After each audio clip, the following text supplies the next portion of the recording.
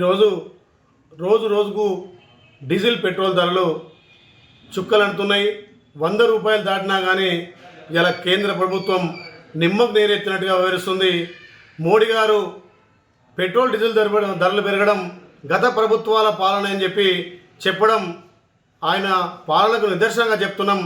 2014లో crude oil ధర, ప్రపంచ crude oil ధర 108 రూపాయలు ఉన్నప్పుడు అప్పుడు కాంగ్రెస్ ప్రభుత్వం 71 రూపాయికి లీటర్ పెట్రోల్ డీజిల్ ధరలు ఇవ్వడం జరిగింది.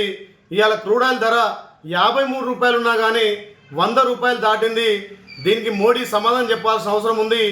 మోడీ ప్రభుత్వంలో పూర్తిగా విఫలమైంది కాబట్టి ఇక్కడ రైతులను నడ్డి విరిచే విధంగా నల్ల చట్టాలు తెచ్చి ఇలా సామాన్య ప్రజలు కూడా బండ్ల మీద పోకుండా వెహికల్ నడపలేని విధంగా 100 దాటడం సిగ్గుచేటుగా ఉంది. ఏమన్నంటే మంచి అయితే మేం చేసినాం, చెడైతే అది గత పాలకుల ప్రభుత్వాల వైఫల్యం అంటున్నాడు. 7 సంవత్సరాలు దాటింది ఇవాళ అధికారంలోకి వచ్చి ఇంకా కూడా గత పాలకుల మీద నెట్టడం మీ చాతగాని తనమే. ఆ రోజు 2014లో 99,000 కోట్ల ఎక్సైజ్ సుంకం ఉంటే ఇవాళ మీ ప్రభుత్వం 240 కోట్ల ఎక్సైజ్ సుంకాన్ని విధిస్తుంది. దీనికి మీ ప్రభుత్వం బాధ్యత వహించాలి.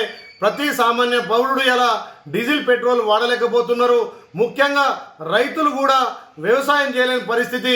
లీటర్ డీజిల్ 100 రూపాయలు దాటిందంటే ఈ భారతదేశం ఎటువైపు పోతుంది? ప్రపంచ దేశాలు డీజిల్ పెట్రోల్ మీద ఆంక్షలు ఎత్తేసి సబ్సిడీలు ఇస్తుంటే ఇక్కడ కేంద్ర రాష్ట్ర ప్రభుత్వాలు గత పాలకులను నిందించుకుంటా కాలయాపన చేస్తున్నారు. కాబట్టి ప్రభుత్వం ఇలా కేంద్ర రాష్ట్ర ప్రభుత్వాలు రెండు కూడా విఫలమైనవి.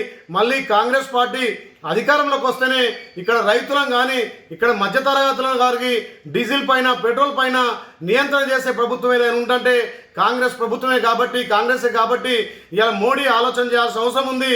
ఇలా ప్రపంచ దేశాలకెల్లా భారతదేశం పెద్ద ధరలు పెంచుకుంటా ఎక్కువ ధరలు పెంచుకుంటా సుంకాలను కూడా ఎక్కువ విధించి ఇలా సామాన్య మానవుల మీద నడ్డి విచ్చే విధంగా డీజిల్ పెట్రోల్ ధరలు కాబట్టి ఏదైనా ఉంటే గత ప్రభుత్వాలను నెట్టడం మీరు చేసిన నుండి అభివృద్ధి ఏందో చూపించాల్సిన అవసరం ఉంది. కాబట్టి మోడీ ప్రతిపక్షాల మీద నెట్టడం సమంజసం కాదు.